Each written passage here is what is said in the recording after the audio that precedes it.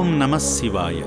సుదూరమైన సుదీర్ఘమైన శ్రీ పుణ్యలింగేశ్వర స్వామిని దర్శించుకుంటేనే మనశ్శాంతి, సుఖశాంతి కలుగుతుందని ఆంధ్రప్రదేశ్ నెల్లూరు ప్రాంతానికి చెందిన శ్రీనివాస్ చౌదరి గారు శ్రీ పుణ్యలింగేశ్వర స్వామిని దర్శించుకున్నారు.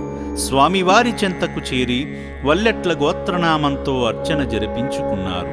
గంగాధరునికి జలాభిషేకం చేసి ఆత్మసంతృప్తి పొందారు. తదనంతరం గురజాల యజ్ఞశ్రీ పేరుపై హోమం జరిపించారు. కడుతున్న శ్రీ పుణ్యలింగేశ్వర స్వామి క్షేత్రానికి తమ పవిత్రమైన చేతులతో పసుపు రాసిన ఇటుకలను అందించుటకు ప్రత్యేకంగా ఏర్పాటు చేసిన వ్యానులో వెళ్లి స్వామివారి ఆలయ నిర్మాణానికి అందించి దైవాశీస్సులు పొందారు.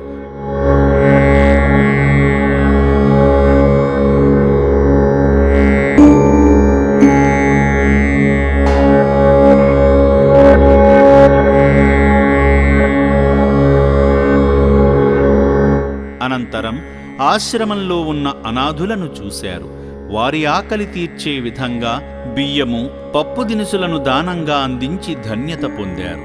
ఆశ్రమ సేవా సిబ్బంది అనాథులకు చేస్తున్న పుణ్యసేవలో భాగంగా వైద్యశాలను దర్శించి వారినెంతో మెచ్చుకొని సంతోషాభివందనాలు తెలుపుకున్నారు. వారిని ఆ పరమేశ్వరుడు సదా వర్ధిల్లింపజేయాలని మనసారా కోరుకుందాము. ఓం శ్రీ పుణ్యలింగేశ్వర స్వామియే నమః.